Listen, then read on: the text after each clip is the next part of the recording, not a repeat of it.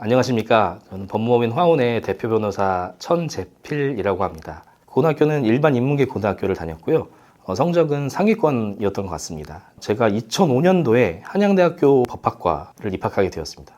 법조인이 대학이었다는 뚜렷한 목표가 있는 것은 아니었었고, 좀 대학 입학 전형이나 그런 부분에 맞춰서 입학을 하게 되었었습니다. 제가 법대에 진학하긴 했었지만 사법시험을 준비해야겠다, 딱 마음 먹어지지는 않더라고요. 좀 어떤 삶을 살아야 될지에 대해서 고민을 많이 했던 것 같고요. 그런 과정에서 알게 모르게 방황을 많이 했던 것 같아요. 공부도 학점을 받는 선, 교우들과 어울릴 수 있는 선, 그렇게 보통적인 대학교 생활을 보냈던 것 같고요. 군에 입대했을 때가 25살이었습니다. 제대할 때니까 27살 정도 되더라고요. 저만의 진로를 확고히 정해야겠다라고 생각을 했었고요. 근데 또 제가 소속된 곳이 법대이고, 법을 접하다 보니까 좀 논리적인 부분, 그리고 정의가 무엇인지 탐구하는 부분, 그리고 약자를 보호한다는 그런 이념들이 굉장히 저에게 마음속에 다가왔었어요. 그래서 사법시험 준비를 꼭 한번 해보고 싶고, 법조인으로서의 기회가 주어진다면 사회적 약자, 공익적인 부분, 정의의 관점을 어떻게 이 사회가 설정해 갈 것인지, 그런 부분들에 대해서 기여할 수 있었으면 좋겠다라고 생각을 했었습니다. 군대 제대하고요. 저희가 살고 있는 집에서 가까운 동네의 독서실에서 공부를 시작했던 것 같아요. 당시 1차는 헌민형 3과목과 선택 과목으로 구성되어 있었던 걸로 기억하고요. 객관식을 풀이하는 과정에서 기존의 기출문제가 가장 중요한 교본이었던 것 같고, 모르는 부분이나 헷갈리는 부분, 이론적인 깊이가 필요한 부분들을 교과서로 보충을 했었던 것 같고요.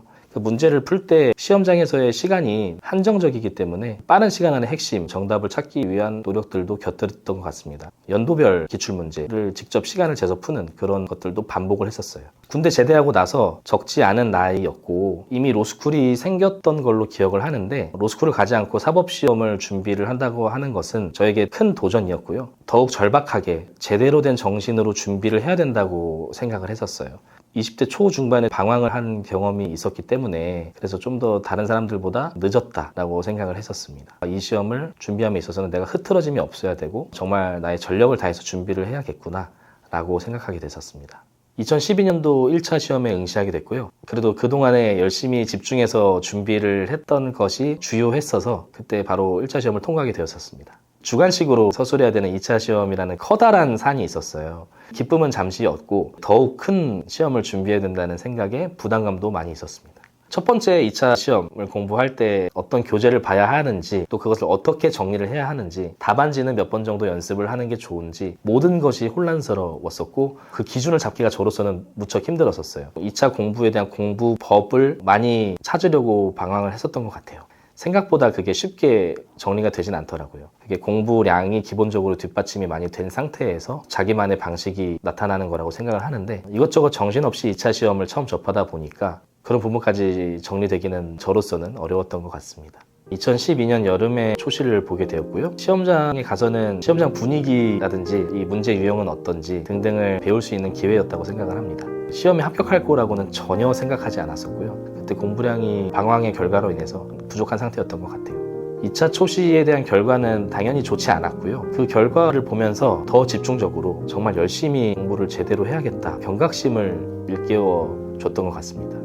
2차 제시를 열심히 해서 정말 잘 준비를 하고 싶었는데, 커리큘럼을 따라가려고 노력은 많이 했었는데 여전히 역부족이었어요. 워낙 많은 양을 준비를 해야 되고, 또 제가 약간 완벽주의적인 성격이 있었던 것 같아서 강약 조절도 필요했었는데, 누군가가 그렇게 저한테 말씀해 주신다고 하더라도 제 스스로는 사실 다 모든 것을 이해해야 된다라는 심정으로 준비를 하고 있었어서 수험 적합적이지 않았던 마인드를 가지고 있지 않았나. 2013년도에 2차 제시를 봤고요. 이 시험을 붙을 의지로 들어가지는 못했던 것 같아요. 이거를 그렇다고 시험장에 안 들어갈 수도 없고, 들어가서 커다란 성과 없이 참여하는데 좀 의미를 뒀다라는 생각이나 느낌이 들 정도로 좌절감을 많이 느끼면서 응시를 했던 것 같습니다.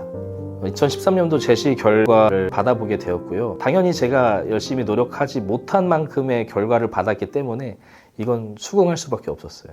그게 더 좌절스러웠어요. 그 당시에 2차를 준비하면서 초시든 제시든지 간에 제가 전력을 투입을 하지 못했다라는 생각이 지배적이었어요. 2차 시험을 2차 시험답게 잘 준비를 해보고 싶다, 그리고 잘 준비를 해야겠다, 할 수 있다 라는 생각으로 다시 사법시험을 준비하게 되었습니다.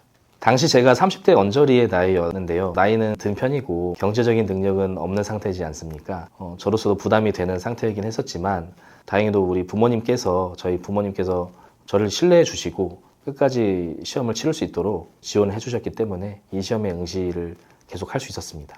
2014년에 다시 1차 시험을 응시하게 됐고 2차 시험을 한번 경험을 하다 보니까 여러 가지 쟁점들이 더 보이고 준비해야 될 부분들이 있다고 생각이 들어서 여러 가지 교재나 쟁점들을 참고하고 공부하면서 제가 1차 시험장에 가서도 되게 많은 책들을 가져갔던 게 기억에 남습니다. 어느 정도의 불안감의 요소도 있었겠지만 1차 시험을 잘 치르고자 하는 욕심이 좀 컸던 것 같아요. 14년도 1차 시험의 결과는 4월경에 나왔던 것으로 기억이 나는 것 같아요. 참 감사하게도 굉장히 좋은 점수를 받게 되었고 2등을 하게 돼서 기분이 되게 좋았던 그런 기억이 있습니다. 이 탄력 받아서 더 열심히 2차 시험까지 준비를 해야겠다라고 생각도 하게 되었었습니다.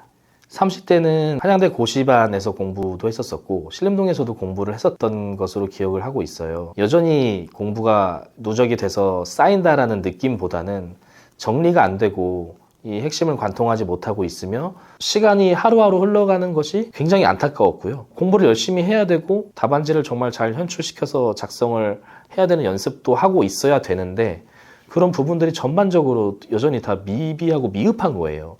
근데 그런 거를 더 열심히 잘해보자, 잘 준비해보자 라고 제 자신을 체근을 하더라도 제 자신의 마음과 정신 상태가 이미 안 된다고 단정짓고 포기하고 있었던 것 같아요. 하루하루 지나가서 3시가 다가올수록 더 우울해지고 마음이 완전히 죽어버린 상태였던 것으로 기억합니다. 쌓이는 부분은 분명히 있었을 거예요. 그런데 정리가 안 된다 라는 느낌이 지배적이었던 것 같아요. 내가 이 쟁점을 들어봐서 알고 있고 그리고 공부를 해봐서 알고 있고 그렇긴 하지만 이것을 내가 관통하진 못하고 있다. 시험장에 들어가서 그 쟁점에 대해서 제가 원하는 만큼 현출할 만큼의 정리는 안 됐구나 라고 생각을 했었던 것 같고요. 2014년도에 세 번째 2차 시험을 응시하게 되었었고요. 공부가 제대로 되어 있는 상태가 아니기 때문에 시험장에 들어가는 것도 응시하는 것도 시험장에서 나오는 것도 모두 다 괴로운 과정이었던 걸로 기억하고 있습니다.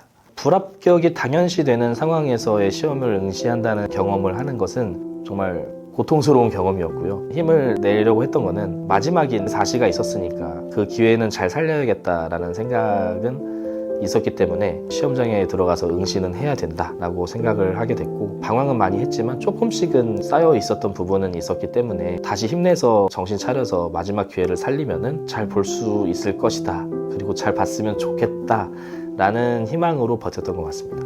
3시 결과가 몇 달 후에 나왔고요. 당연히 예상했던 대로 점수는 좋지 않았었던 걸로 기억합니다. 제가 받아 마땅한 그런 점수들을 초시부터 3시까지 받아왔다고 생각해요. 객관적인 평가를 받았구나라고 생각을 했었습니다.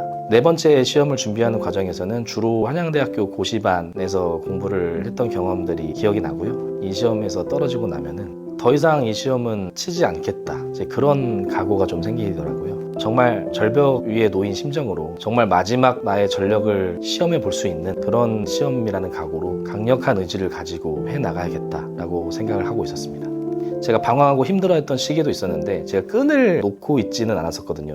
그래서 이 시험을 포기하지 않고 끝까지 응시하겠다라고 하는 끈이었고요. 네 번째 시험을 응시함에 있어서는 조금 정립되어가고 정리가 되어간다는 생각을 좀 하게 되더라고요. 이전의 시험들과는 좀 공부의 질적인 측면에 있어서도 차이점이 있었던 것 같습니다. 떨어지면 어떻게 살아야 될지에 대한 구체적인 계획을 갖고 있진 않았어요. 대신에 떨어지게 될 경우에는 더 이상 이 시험은 준비하지 않겠다라는 마음가짐은 있었던 것 같습니다. 절박함은 당연히 있었고요. 공부 자체에 전념해야 된다는 그런 생각을 많이 했었던 것 같아요.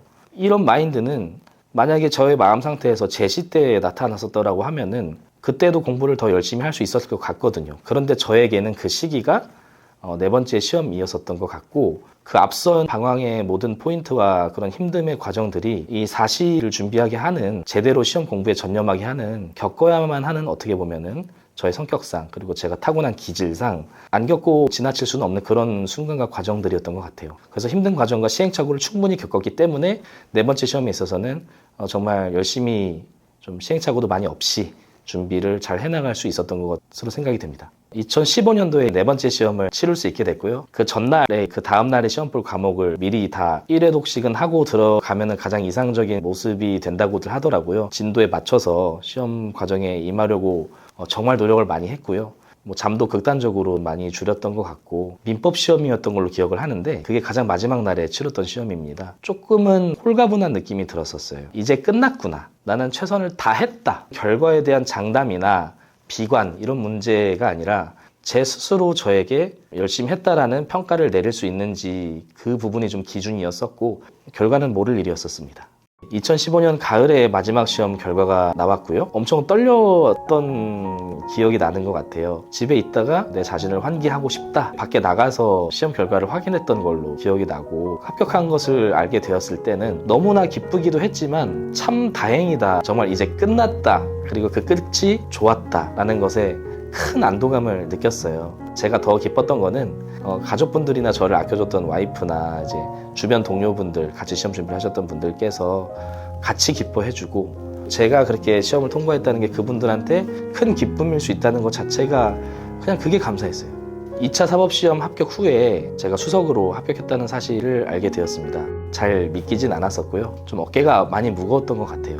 그런 결과를 주신 것에 대해서 감사하기만 한 마음이었습니다.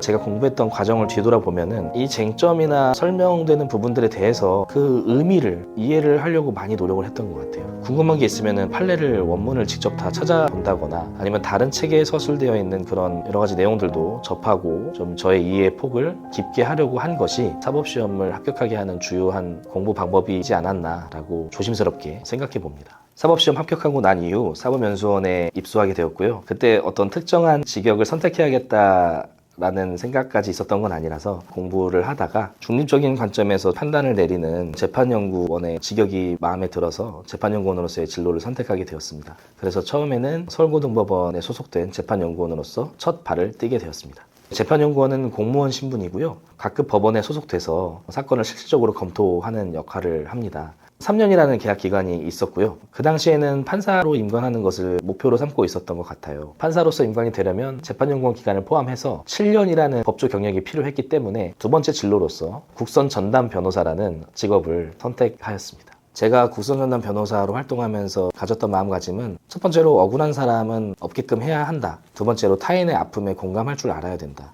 그 사람의 잘잘못을 변호사로서 캐치해서 법적으로 구성을 하는 역할을 하긴 하지만 그런 일이 발생하게 되는 근본적인 원인에 대해서도 탐구를 하려고 했었고요. 그분들이 가진 아픔들을 공감하고 이해하려는 노력들을 많이 했었던 것 같아요. 그 감정에 너무나 이입이 되다 보니까 힘든 감정을 가지게 됐었던 때도 있었습니다. 대신에 그것을 전문적으로 법적인 용어로 전환을 해야 되는 게 저의 임무였고요. 제가 원래 판사로서의 진로를 희망하고 있었는데 국선 전담 변호사로서 활동을 해보니 좀 변호사로서 활동하는 것이 저의 성격에 잘 맞기도 하더라고요. 의뢰인과 직접적으로 소통을 하고 그분들의 말씀을 전달받고 그분들의 감정을 전달받으면서 정말 실력적으로 잘 대변해 드리는 것에 굉장한 매력을 느꼈어요.